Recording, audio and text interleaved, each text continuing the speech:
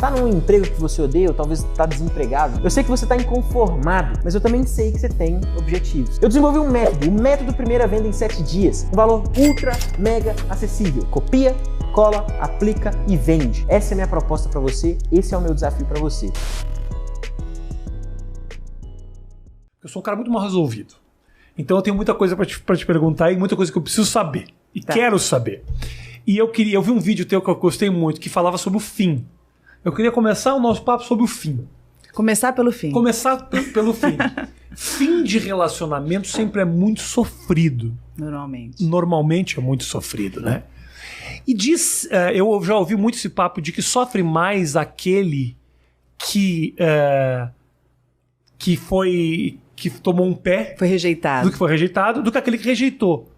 Eu vou te falar que pessoalmente, pra mim, não é verdade. Muitas vezes tomar a decisão de acabar um relacionamento é muito sofrido também. Claro. Quem sofre mais em fim de relacionamento? Eu acho que não tem competição de quem sofre mais. Acho que o sofrimento é particular, intransferível. Eu acho que muitas vezes algumas pessoas começam esse término um pouco antes e vão elaborando. Outras pessoas são pegas de surpresa. As pessoas às vezes focam muito na pessoa do relacionamento, mas existe todo um contexto. Tem filhos, tem familiares, Sim. Tem estrutura, tem casa, tem bens, tem planos. Então às vezes eu não tô mais afim daquela pessoa, mas caramba, eu apostei nisso.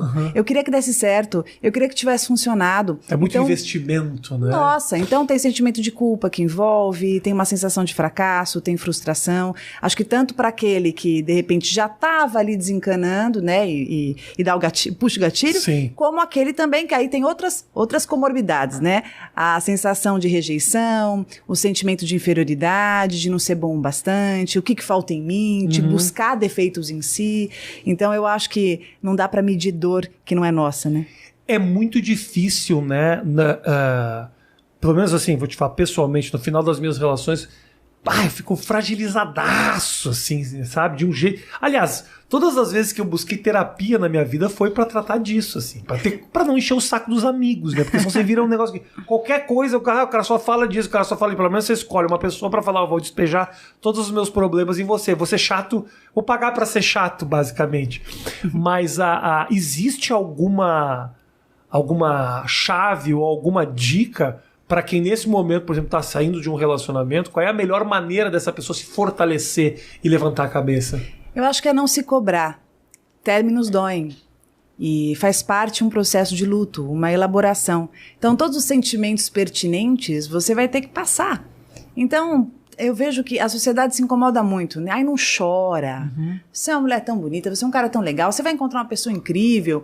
E às vezes a última coisa que você quer naquele momento é encontrar alguém incrível. Você quer se encontrar, você Sim. quer se refazer.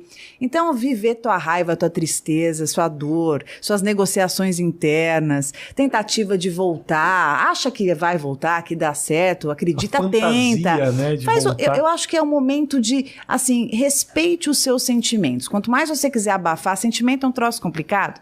Quanto mais você quer fugir dele, mais ele te cerca. Então, viva as emoções que estiverem aí, manifestas, latentes em você, se permita, e aí depois, aí você vê o que dá. Tá mais fortalecido? Vai conhecer alguém. Não quero conhecer, quero fazer uma viagem, quero ficar comigo mesmo, decidi que, caramba, quero ficar um tempo aí, quero um ano sabático. Se respeite e permita viver as emoções. Quando você fala... faça o que te dá na telha, basicamente, né, para te deixar feliz. Isso inclui tentar voltar com a pessoa também? Eu acho que se você... As pessoas às vezes me procuram, e como você falou, quando termina, né, faz parte mesmo. O homem também é muito assim, porque o homem ele precisa estar sangrando, né, para ele vir. Tudo bem, e dali começa-se uma história muito legal terapêutica, né, porque... O cara descobre que tem uma série de outras questões. Exatamente, a caixa de Pandora, né, ele vai entendendo assim, caramba... isso tá na frente, mas tem muita coisa por trás disso, e eu vou te confessar, os meus processos com o homem, eu sinto que tem uma profundidade, porque com o homem é muito cru no aspecto do se permitir aprofundar nos sentimentos, na grande maioria. Quando ele começa, ele faz um processo assim maravilhoso, e é muito bom para ele, né? E aí eu percebo que às vezes tem uma questão assim, caramba, eu quero voltar porque eu sinto que tem jeito, eu ainda gosto, tal. Eu sou a primeira que fala assim, tenta, Vai lá, você não acha? Eu acho que na vida, enquanto você não tá certo daquele caminho que você vai tomar, tenta. O que vai acontecer? Pode acontecer que não dê, pode acontecer que dê certo. Por que não?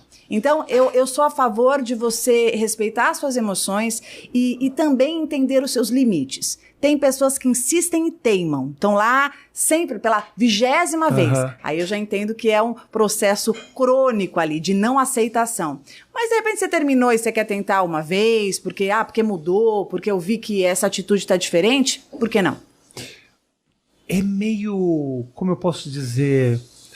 É muito ruim você ficar com essa impressão de que algo poderia ter sido feito, né? De ficar, tipo, pensando, se eu tivesse investido ali, se eu tivesse voltado, se eu tivesse mostrado que me arrependi. Tem muito orgulho envolvido também, né? Eu me lembro que eu fiz uma terapia uma vez que eu tava mal. Só que eu tava começando a me reerguer no final da relação.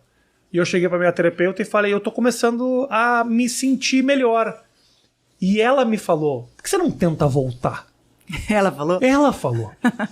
Eu fiquei puto, levantei, nunca mais voltei na terapia. Falei, porra, agora que eu tô me sentindo bem, Matheus, a mulher vem falar pra eu voltar, cara? Não, tem vezes que não tem vezes que já era. Quando você começa a respirar assim, né? Bom, eu prefiro acreditar que ela tava te testando um pouco. Eu acho que era um pouco. Quando eu falei isso, ela realmente falou, não, só queria saber até que ponto você realmente estava disposto, se não bastava um clique, porque um clique aqui é um clique de noite, você pensando no assunto, daqui a pouco você tá mudando de ideia também. E também mudar de ideia também não é um problema, né? É que quando você me falou, me veio também as sabotagens da vida. Os boicotes que a gente faz. Às vezes a gente tá, assim, suando a camisa para sair de uma relação disfuncional. Uma relação complicada que coloca a gente para baixo. E aí quando a gente tá conseguindo realmente, assim, se reerguer, que foi o exemplo que você deu, às vezes uma puxadinha de tapete, veneninho no próprio leite a gente coloca, porque o ser humano ele tem uma dificuldade muito grande de sair da zona conhecida, dos lugares que ele já entendeu, que se identifica. Então, é muito interessante, até para quem está nos escutando, pensar, eu quero voltar para esse lugar porque me faz bem, ou eu volto para esse lugar porque é o que eu acredito que mereço. Isso é importante. Como é que é? Vamos lá. Qual é a diferença entre um e o outro? Primeiro porque me faz bem, do tipo, ele realmente me completa. Sim. Ou porque eu tenho que estar ali. E é isso que faz as relações muitas vezes se estenderem, relações que já acabaram, né? Rafa, você já viu pessoas que estão em relacionamentos, às vezes colegas, amigos tal, que você vê, ou às vezes pessoas que você segue, que você vê que é uma relação que não é legal. A pessoa está sempre sofrendo, tem muita discussão, tem incompatibilidade, tem sofrimento e tal, mas vira e mexe a pessoa volta e volta e volta. Você olha de fora e fala assim, caramba, por que esse casal de novo, né? Já viu que dói, já viu que machuca e tal. Essa incompatibilidade, que muitas vezes é do casal, né? Às vezes são até duas pessoas legais, mas entre elas parece que dá um curto-circuito. Sim. Mas não larga o osso. Por quê? Porque existe também uma crença internalizada de merecimento. E o amor, ele está internalizado de um jeito tão disforme, de um jeito tão deficitário, que a pessoa, ela entende que é aquilo que ela aguenta, que é aquilo que ela suporta e que é aquilo que ela mereça. Então, quando ela sai de uma relação dessa, ela tem também abstinência, né? Que nem a gente tem de droga, então ela tem uma abstinência. Ela sente uma espécie de falta que ela confunde até com saudade. Eu falo que saudade a gente tem de coisa boa. Coisa ruim não é saudade, é abstinência. E aí muitas pessoas voltam para essa relação, mas não porque a relação é boa, que a relação faz bem porque é construtiva, mas porque entende que é aquilo que merece. É mais ou menos assim, ali é a minha morada, ali é o meu habitat. Então, enquanto os espaços afetivos que eu tiver dentro de mim, eles convergirem com aquilo, eu continuo. Por isso que eu falo que o problema nunca é o outro. Sempre são os espaços que eu tenho dentro de mim. Por isso que dá-lhe trabalhar os recursos emocionais que a gente tem. É muito difícil, né, você entender que o fracasso daquilo tudo pode ser a maneira que você lida com as questões, né? É mais fácil apontar para o... Quando os relacionamentos acabam, muitas vezes rola isso. Parece que na visão dele e dos amigos, por exemplo, essa mulher não era legal... Na visão dela e das amigas, esse cara não era legal. O que tá acontecendo aí? Perspectivas, né? A perspectiva. Sabe a história da ilha? que muitas vezes eu tenho que sair da ilha para enxergá-la completamente, o tamanho que ela tem.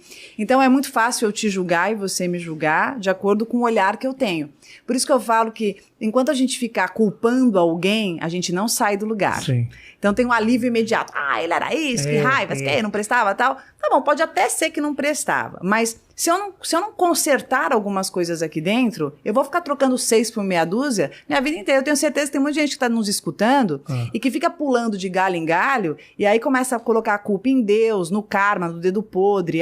Sei lá, não sei porque isso acontece comigo, Deus me esqueceu e tal. Quando, na verdade, precisa se reconfigurar aqui dentro os recursos. Por isso que eu falo muito do merecimento. O merecimento está muito interligado com aquilo que eu acredito que caiba na minha vida. Perfeito. Para eu estar num relacionamento estável, gostoso, saudável, eu tenho que me trabalhar bastante.